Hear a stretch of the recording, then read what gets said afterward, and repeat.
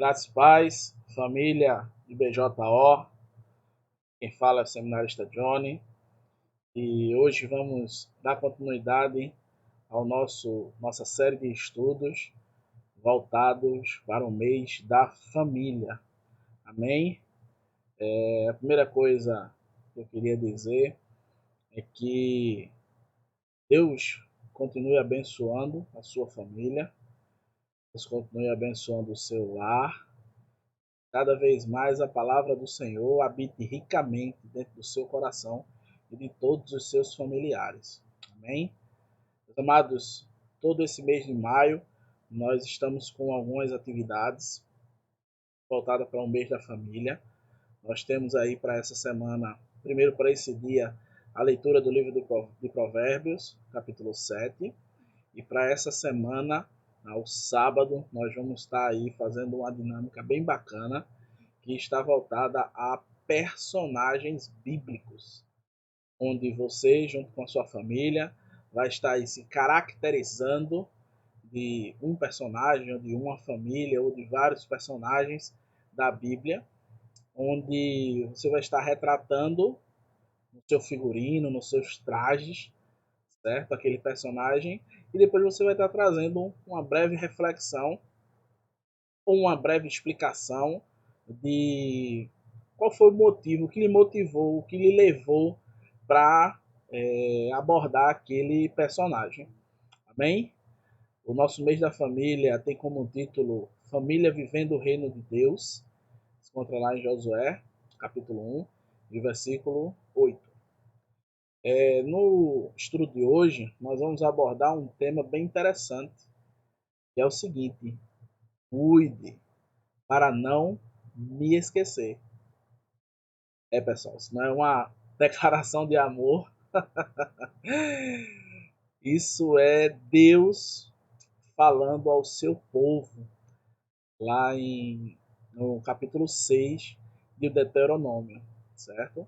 Nós vamos mais para frente destrinchando esse texto e vamos abordar alguns outros aspectos, mas guarda essa mensagem. Cuide para não me esquecer. O texto base, Deuteronômio 6, versículos de 10 a 14. Salmo 106, versículo 21, diz: esqueceram-se de Deus, seu Salvador, fizera maravilhas no Egito. Amém? Meus amados, vamos relembrar um pouco, vamos recapitular um pouco o que tratamos na terça-feira, e tínhamos algumas orientações que, se fôssemos seguindo, fôssemos trabalhando, se fôssemos perseverando, a nossa família ela ia verdadeiramente sobreviver em meio a toda e qualquer dificuldade que viera a estar caindo sobre ela. E a primeira coisa que eu devo amar, pois o Senhor. E amar não num significado pequeno que nós às vezes traduzimos de gostar de alguém, mas amar de se entregar, de se doar, de verdadeiramente estar aberto e disposto a exercer tudo aquilo que aprendemos no segundo ponto, que é na palavra de Deus, que devemos o tempo todo ensinar a palavra de Deus. Porém, para ensinar, nós precisamos conhecer. Para ensinar, nós precisamos verdadeiramente ter um conhecimento da palavra. E o terceiro ponto é guardar de não esquecer do Senhor. E é esse ponto que a gente vai trabalhar hoje. Amém? A introdução, no texto de Deuteronômio, capítulo 6, versículos de 10 a 14, Deus está revelando ao povo, Deus está dizendo ao povo que o lugar aonde eles estavam entrando estava pronto, tinha tudo. O lugar tinha poços onde eles iriam beber água, onde eles não tinham cavado. Tinham casas onde eles iriam habitar, ao qual eles não tinham construído. O lugar verdadeiramente estava pronto. Eles só teriam que manter esse lugar preservado e lembrar quem colocou eles ali dentro. Porque se formos ler um pouco mais para frente, nós vamos ver que o povo, antes de entrar na terra prometida, passou por algumas situações. Temos ali a queda, né, das muralhas de Jericó.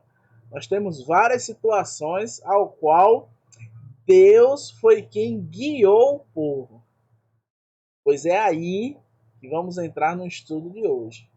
Deus está falando ao povo e também a nós nessa noite de hoje. Cuidado para não me esquecer. Às vezes, quando tudo está tranquilo, quando não tem uma casa para construir, quando não tem um muro para derrubar, quando não tem um inimigo a estar combatendo, às vezes a gente tende a esquecer de Deus. Lamentavelmente, esquecemos desse Deus Todo-Poderoso, tão quanto o povo no deserto. O povo no deserto todo dia era sustentado por Deus, descia pão do céu, a água saía da fonte. Mas virava e mexia, o povo murmurava contra o Senhor. Virava e mexia, o povo estava questionando a Deus. E aí nós temos uma pergunta: o que fazer para que esse esquecimento não venha? O que fazer para que esse esquecimento ele venha sair de dentro de mim?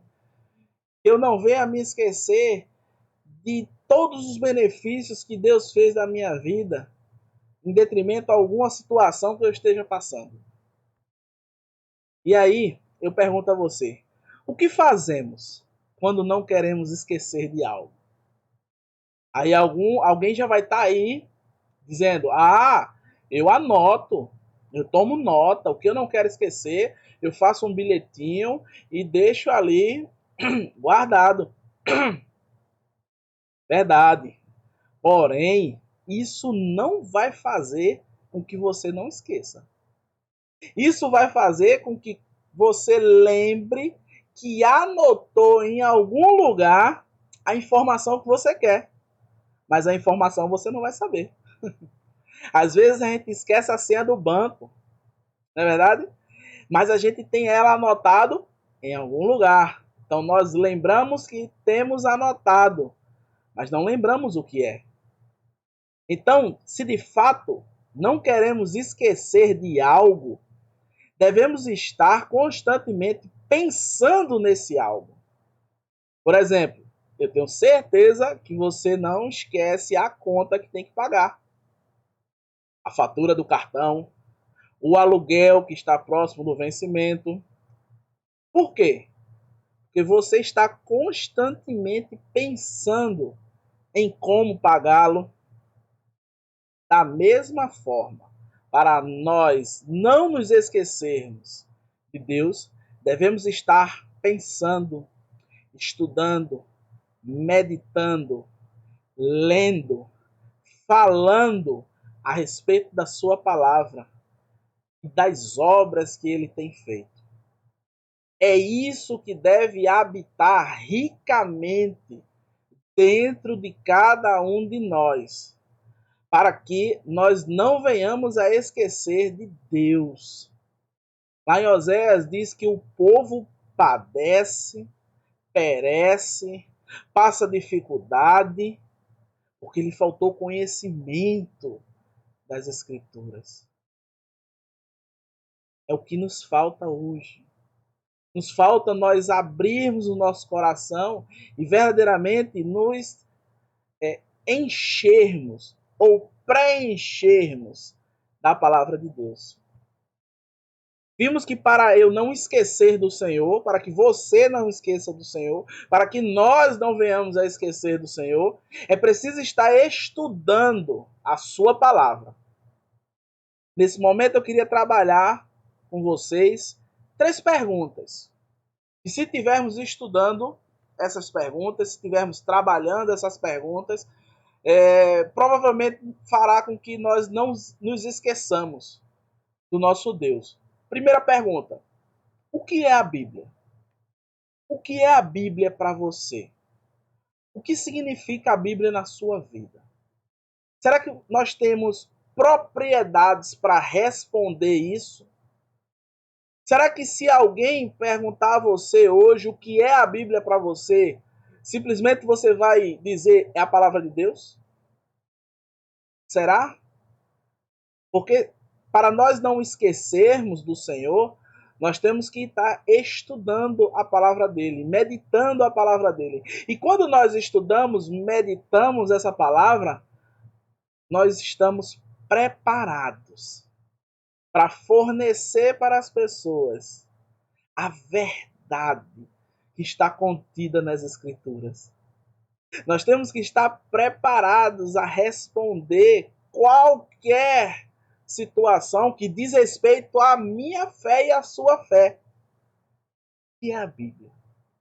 Por que você crê na Bíblia? Simplesmente porque o seu pai vai para a igreja e leva você, e lá você escutou que precisa crer na Bíblia. Mas por quê? Por que você crê na Bíblia? Por que nos é ensinado a ler e a aplicar as Sagradas Escrituras? Meus amados, se cada dia nós viermos a responder essas perguntas dentro do nosso coração, nós vamos ver que não vamos conseguir, até se quiséssemos, tentássemos esquecer do Deus Todo-Poderoso, nós não conseguiríamos. Vamos ver por quê? O que é a Bíblia? A Bíblia é um conjunto de livros, e ao todo são 66, que se dividem em Antigo Testamento e Novo Testamento. O Antigo Testamento existem 39 livros e o Novo Testamento 27. Eu creio que na sua aula de EBD, com seus professores, nosso professor Diácono Marcos, Diácono Daniel, nossa professora Luciana, dos jovens, as professoras das séries infantis, professora Ivanilde, professora Josete, professora Vera e professora Vilma do irmão Antônio. Um abraço, irmão Antônio, Deus lhe abençoe, irmão Índio, né? Entre outras professoras, eles nos ensinaram isso. Porém, tem coisas a mais. Meus amados, a Bíblia, ela é o segundo livro criado por Deus. Aí você vai dizer, pronto, o seminarista endoidou agora. E Deus escreveu 2 livros, foi, meu irmão? Segundo Agostinho de Hipona, Santo Agostinho, né? Ele afirmou que o primeiro livro ao qual Deus criou foi o das suas obras. O cosmo, o universo, tudo o que os nossos olhos veem, tudo o que podemos pegar, o que podemos apalpar, o que conseguimos sentir pelos nossos sentidos, foi criado por Deus.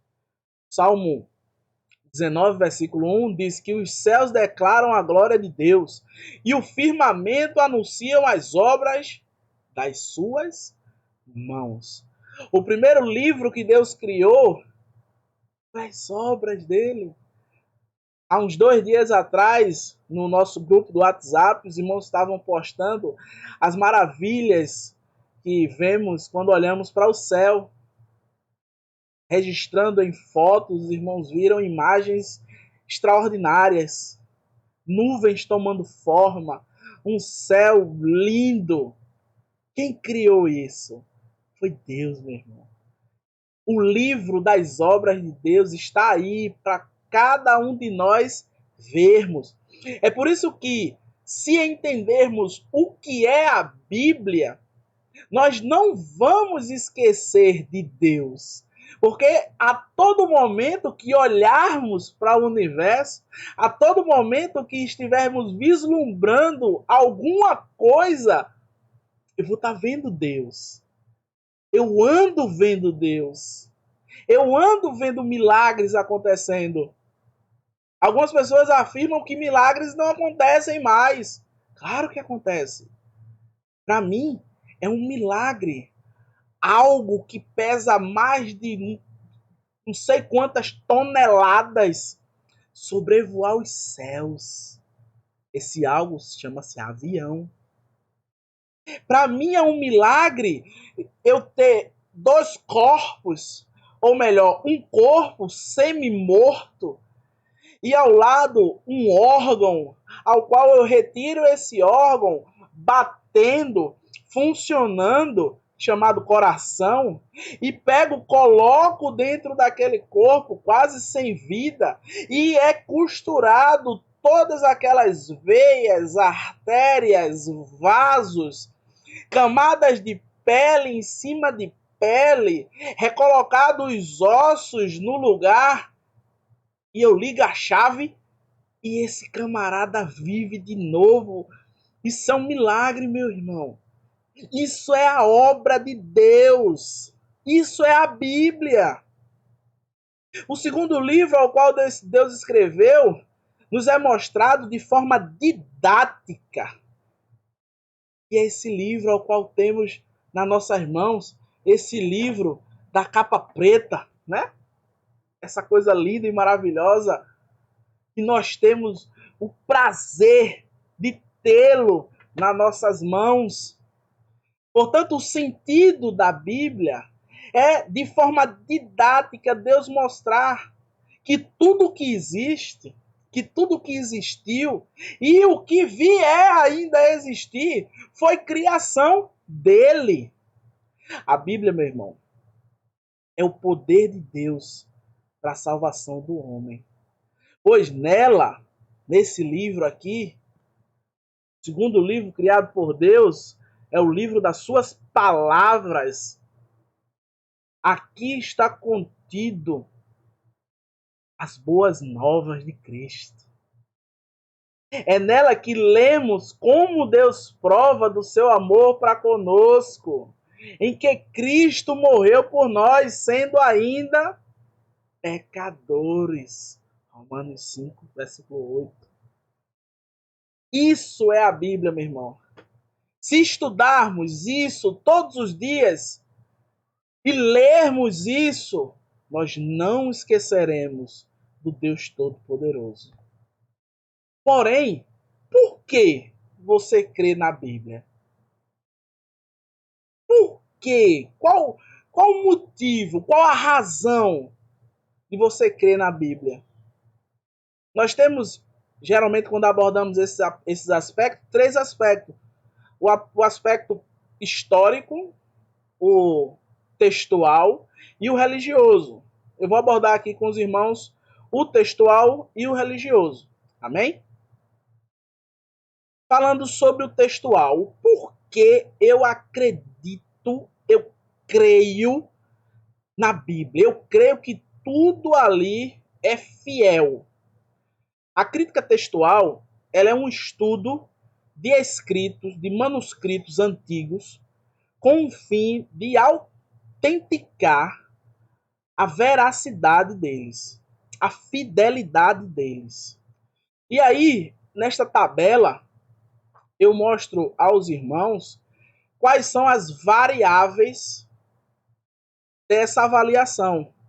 Nós temos a data em que o escrito foi redigido, nós temos as cópias mais recentes, nós temos o tempo que levou do original para a possível primeira cópia, que temos de posse dela, e o número de cópias.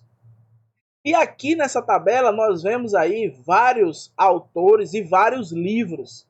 Nós temos aí Homero, com a Ilíada, certo? Nós temos aí Platão, escritos de Platão, escritos de César, certo? E todos esses são tidos como verdades absolutas.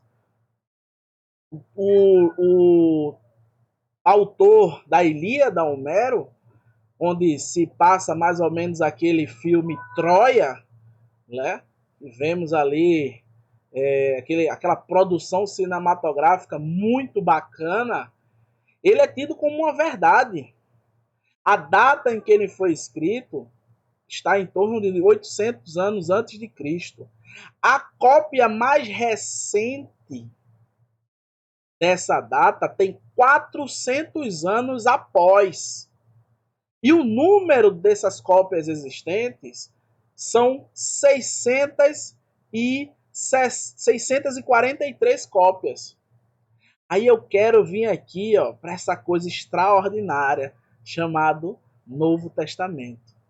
A data em que o Novo Testamento foi escrito, por volta de 50 a 100 anos depois de Cristo, os historiadores eles têm essa margem de 50 a 100 anos. A cópia mais recente do Antigo Testamento, do Novo Testamento, ele completo passa-se 225 anos. Lembre que lá em cima nós vimos 400, aqui nós temos 250. Porém, existem porções que têm apenas 50 anos. E veja o número de cópias. Mais de 5.000 cópias. Se isso aqui é verdadeiro, meu irmão, isso aqui é mais que verdadeiro. É por isso que eu creio na Bíblia. É por isso que cada vez mais eu acredito na palavra de Deus. Porque a crítica textual ela nos mostra isso. Porém, tem mais. Nós vamos ver o aspecto religioso. Que nesse contexto, nós usamos a Bíblia para provar ela mesma. E aqui eu usarei o exemplo de algumas profecias do Antigo Testamento a respeito de Cristo, que se cumprem no Novo Testamento.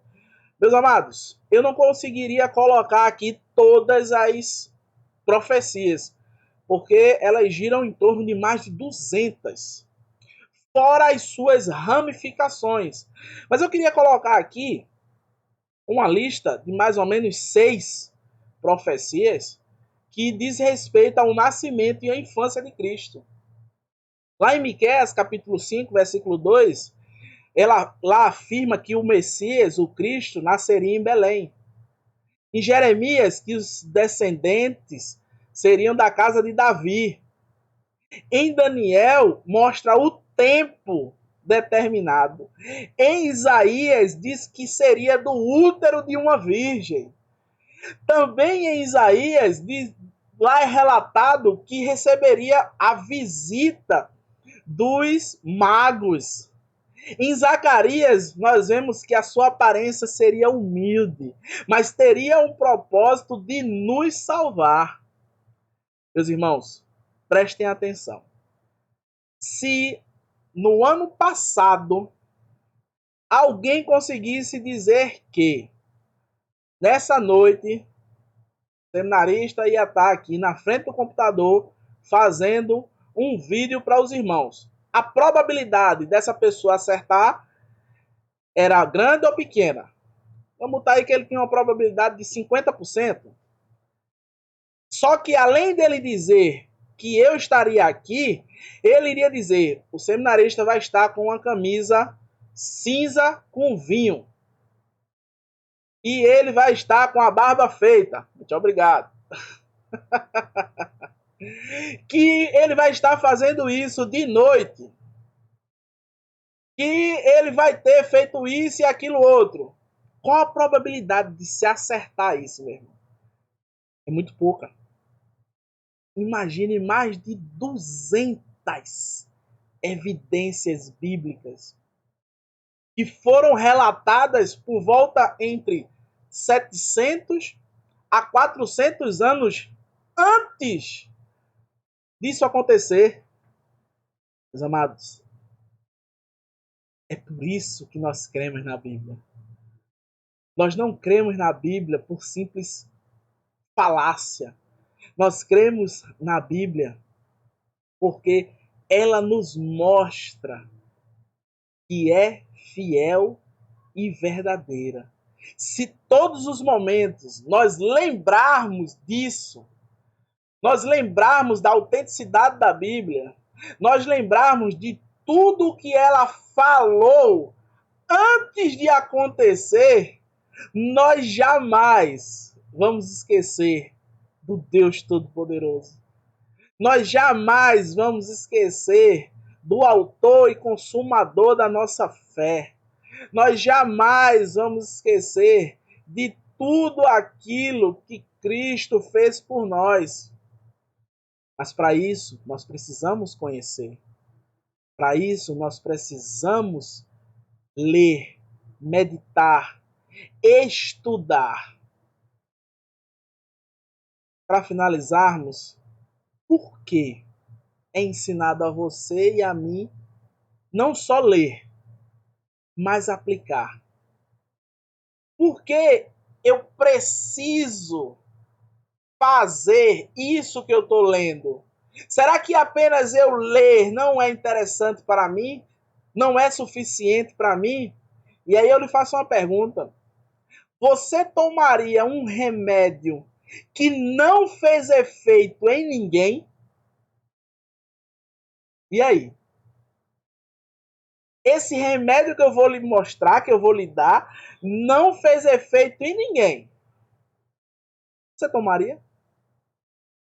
Ou melhor, esse remédio que eu vou lhe dar fez mal em um bocado de gente que tomou. Você tomaria? Eu estou usando um exemplo. Meus amados,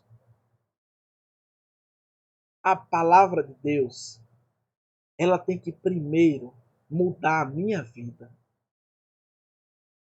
Nós vemos na reflexão a respeito do filme,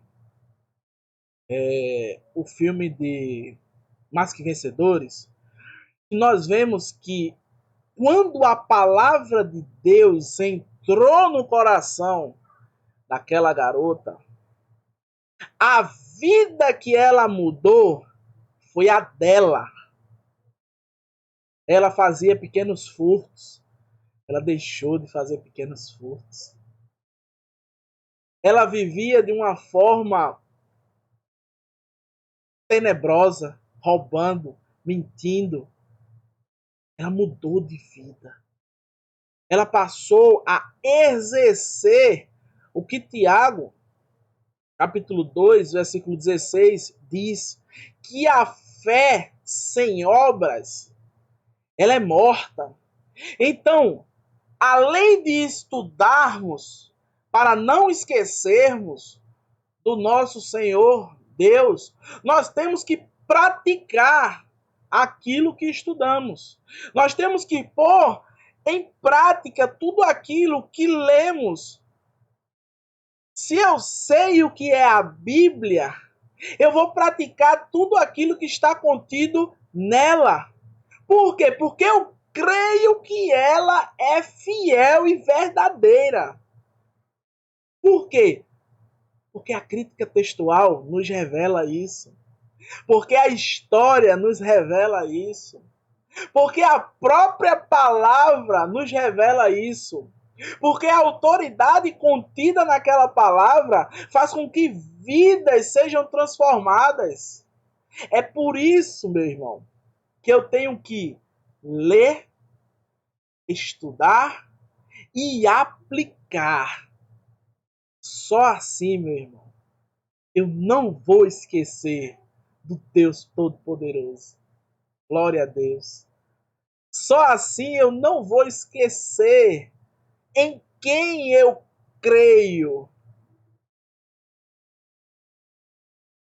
Fico muito feliz pela oportunidade que Deus nos dá de poder estudar a sua palavra, de poder ter a liberdade de abrir a Bíblia, de abrir escritos, de abrir textos, de abrir comentários bíblicos e poder estudar afinco. Porque em algumas regiões isso não é possível. Em algumas regiões as pessoas choram quando missionários chegam com Bíblias. As pessoas pegam a Bíblia e abraçam, beijam e choram. Você já chorou por ter a Bíblia na sua mão? Pense nisso. Pense nisso. Concluímos que para que nossa família, para que nós, os integrantes dessa família, não venhamos a esquecer do Deus Todo-Poderoso, nós precisamos saber que a Bíblia que temos é um manual que o Criador do universo deixou para você e para mim. E aí eu pergunto, meu irmão, quando você compra uma coisa que precisa ser montada, vem com manual, não vem? Vem sim. Você faz o quê quando você pega esse manual? Você deixa ele guardado? Você deixa ele em cima da cabeceira da sua cama? Ou você deixa ele aberto na imagem lá do que vai ser proposto a ser montado? E aí ele vai se montando sozinho? Não, meu irmão, você abre esse manual. E aí quando você abre, lhe é revelado os segredos, as verdades, para você poder montar, meu irmão, aquilo que você está desejando. Assim é a palavra de Deus. É assim a palavra de Deus. É um manual que o Criador deixou para mim e para você. É lá que está contida as palavras de vida. Segundo, para a nossa família nunca esquecer do nosso Senhor, nós precisamos saber que cremos nessa Bíblia não com uma fé cega. Ah, eu creio porque eu creio e pronto, e acabou-se. Não. Mas você crê de uma forma racional, baseado em fatos, em elementos, em evidências. O Cristo que você crê, meu irmão, ressuscitou. Não é fábula, não. Ele ressuscitou. Vários outros grandes homens continuam em suas tumbas, os seus restos mortais. Mas aquelas mulheres que no domingo de manhã foram limpar aquele corpo, chegaram lá e não viram nada, meu irmão. Cristo tinha ressuscitado, está à destra do Pai, intercedendo por cada um de nós. Glória a Deus. Creia nisso. Tenha certeza disso. Vibre com isso. Para finalizar, nós precisamos e devemos praticar, aplicar, exercer tudo o que aprendemos com o primeiro tópico e com o segundo tópico. Pondo na nossa vida e na nossa sociedade, aonde estamos inseridos, tudo isso em prática, mostrando às pessoas o que é a Bíblia, que maravilhas estão contidas na Bíblia e por que eu creio nela, não só falando, mas mostrando. Não vos conformeis com este mundo, mas transformai-vos pela renovação da vossa mente. Amém? Que Deus abençoe os irmãos, que a palavra de Deus habite ricamente no seu coração. E nesse momento eu queria orar com você. Deus Todo-Poderoso, muito obrigado, Pai. Muito obrigado por mais essa vez o Senhor dar essa oportunidade a mim e ao teu servo, à tua serva, que está ouvindo essa mensagem nesse momento, Pai. Muito obrigado porque várias outras pessoas não têm esse privilégio, Pai, de ter as Sagradas Escrituras destrinchadas dessa forma, Pai. Ó Senhor, abençoa o lar dessa família que está ouvindo essa mensagem, Pai. Que a sua família verdadeiramente seja uma bênção para ti.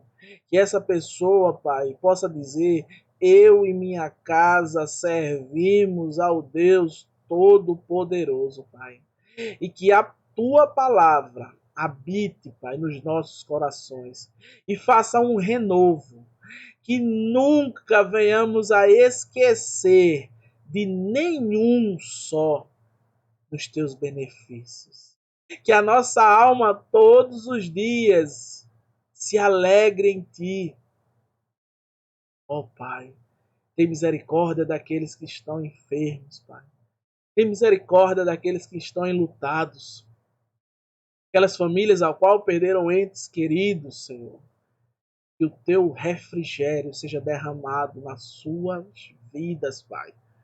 Que o teu amor e as consolações, Pai, do teu Espírito Santo venha a ser derramada por toda a face da terra, Deus. Em nome de Jesus. Amém. Deus te cubra de graça e de misericórdia.